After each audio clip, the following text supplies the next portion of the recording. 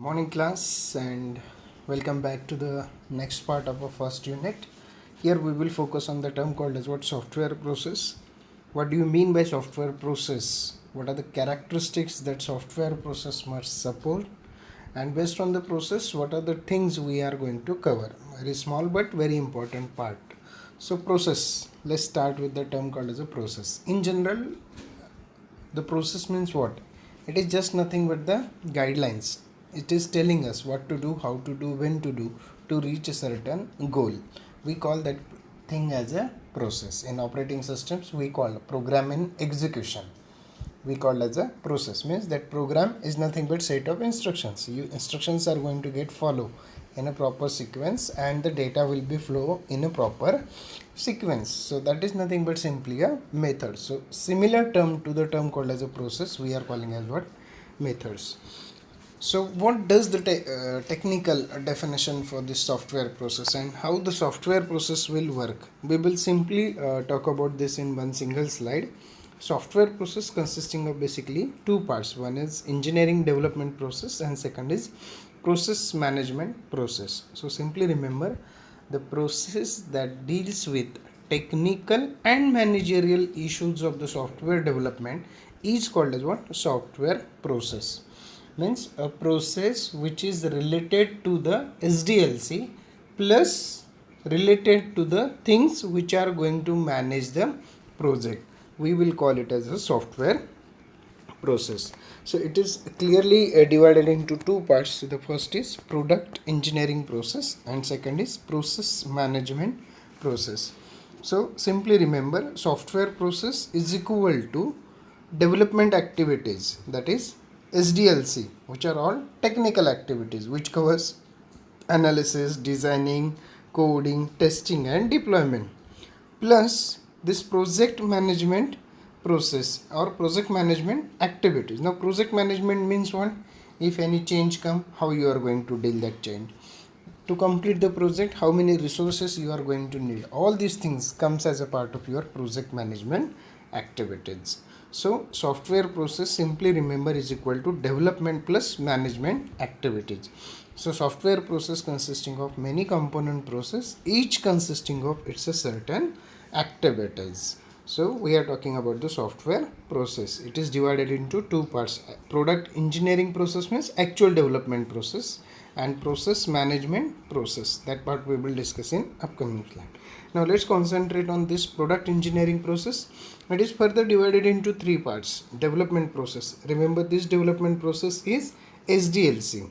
Second is project management process, means the changes respect to the project, that particular project will be handled by project management process. And software configuration management, we will simply call that process as a SCM process, that is related to the milestones of your project. So development process SDLC, project management process, it is responsible for monitoring and controlling of your project, assigning the resources to your projects, and all the extreme terms will be handled by this project management process. And the third part is configuration management process, related to the changes which occurs in your project and will be handled as a SCM process. So simply remember, process is nothing but it is a guidelines, it is a method to do one particular task. How to do that task will be get defined or will be provided by some guidelines. So simply remember, process is a guidelines which tells us what to do, how to do, when to reach a certain goal. We call that term as a software process. So this development process covers about the SDLC and quality assurance. Process management process is a high level which is talking about how to plan and control the activities so that the project objectives, or rather we can say project scope, should be get maintained. Configuration control process, it talks about the how to manage the change. So this is what the basic idea about the process. So what will be the characteristic, or what should be the characteristics for the process? So process must be reversible, process must be repeatable, predictability, support testability and maintainability, early defect removal and defect prevention, then process improvement and feedback. And the most important part, process must be easy to understand and it must be more simple to implement. These are the some desirable characteristics of the process. So let's understand the one thing or each one of them. So let's take a simple example. Suppose I am in a Pandharpur and I am planning to move to Solapur. So how I can move to Solapur from Pandharpur to Solapur? I have basically three options: to go with the ST, to go with the train, or to go with the private vehicle. So or this is the three options basically right now I have. So for moving from source to destination, so I have how many options here? Three options, means I can have a possibly three methods there. For each method you need certain time, means for train it takes around 2 hours, but for bus it takes 1.5 hour, but for private it takes only 1 hour 10 minutes. Means the things is what, how you are going to reach to your destinations. Now the first part is time, second is budget. If you go by train, cost is around 20-30 rupees. If you go by bus, cost around 100 rupees, and if you go by your private vehicle, cost is around 1000 rupees. Means how much time budget you have, based on that you are going to implement the process. So to defining that process, we need to have a proper set of characteristics with us that now we are discussing. We say that the process must be reversible. Now what is reversible means? If you started your journey from somewhere and in between you got some urgent work, you must be able to come back. Means your process must allow you to do your task, whatever you have done so far must be undo work, so that when you apply undo you will be coming back to your original source. That kind of a characteristics we says reversible. So process must be reversible, meaning if you move from one source to destination, it must be capable to go back to your source. We will call it as what? Reversible process. Second is process must be repeatable. Now repeatable means I applied a certain applications and I got a result, and I now just want to confirm the same, and I applied the same process but got the different result. It means your process is not repeatable. So when we will say that process is repeatable, it says that if following the same process with the same inputs you must get the same result, we will call that process is repeatable. So always remember, the process which you are looking must be repeatable process. It shows that it ends with the same result for the same type of input and same operations. We call that process must be repeatable. Next is predictable. Now predictable is very important characteristics. As I rightly said, suppose you have started your journey by private vehicle and you said that at max, you might be aware that, or you must predict that you will reach your destination at max 1 hour 25 minutes, and somewhere you got that you could not be able to reach, or you could not be following your predictions. It may create a problem to your project scenarios. So always remember, the project or the process which you are going to apply must be able to perform some predictability.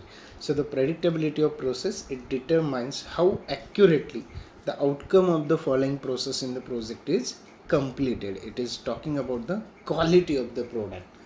Suppose you are appearing for TE part 2 and you are taking efforts within a prediction that I must got minimum 75% marks in this semesters. So you are predicting 75% marks, and according to that you are taking an efforts. So suppose if you got a very the first or two papers you got not as to the expectations, means bit tough paper you find out. So to increase the marks, so what predictability, to achieve your predictability, you take more efforts for the remaining papers so that you will get the good marks at the last. That marks I am talking as a quality with respect to project. So every project what you are doing, by following certain process, that process must be predictable. Means before applying it you should have certain values in your mind, and to achieve that values your process must be predictable. Next is support testability and maintainability. As you are aware that the software maintenance cost exceeds than the development cost. So one the important of the objective of the development project should be to produce software that is easy to maintain, and software should such that it ensures maintainability. Now as we said, the software development life cycle like analysis, designing, coding, testing and deployment. Analysis, designing, coding, and next is testing and deployments. Deployment is nothing but maintenance. So if the maintenance cost increases, if we continue with the same example, you have a two-wheeler, you purchase the two-wheeler at a 60,000 rupees and you are using it, and its average is less, and whenever you go for the servicing and all, the cost is more.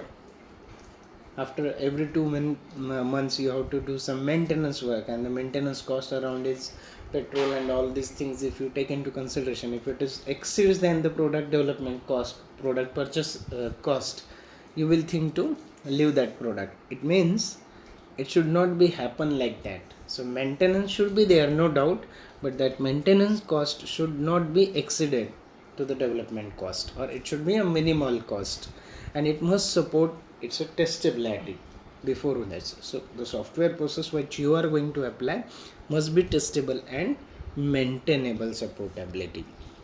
Now next is early defect removal and defect prevention. Means defect, the term is related with the testing. The basic job of testing is to find out the defect. To find out the defect means from the product remove the defect. So start testing as early as possible. Don't wait for a separate testing to be happen at the last only, because in SDLC we are doing the testing almost at the last stage. So don't do like that. So testing efforts what you are going to take must be minimized, and to minimize the testing effort you have to start the testing at earliest place. So it must support that we call early defect removal and defect preventions. Now next is process must be improvement and feedback. Now it is simply the thing is you are before starting for the implementations, or after certain time of intervals of implementation, it should able to go for some feedbacks. So the process which you are planning to implement must able to take the feedbacks from their all the stakeholders, and if they are happy you can continue, or not you can do some changes into your project implementations by changing its process. So process must be supporting improvement and feedback systems. And at the last most important part, process must be easy to understand and must be simple to implement. So these are the some desirable characteristics of the process. Order may be get changed, doesn't matter, but remember reversible, repeatable, predictability, supportability, support testability and maintainability, early defect removal and prevention, or early defect removal, and remember the sixth one as a process improvement and feedback, and the seventh one, process must be easy to understand and more simple to implement. So these are the some desirable characteristics of the software process. So what is software process? Process is nothing but it is a method. It tells us what to do, how to do, when to do to reach a certain goal. And software process covers basically two parts: engineering, product engineering process, and second process management process. So we'll take a pause here. Into the next lecture we will talk about the software process models.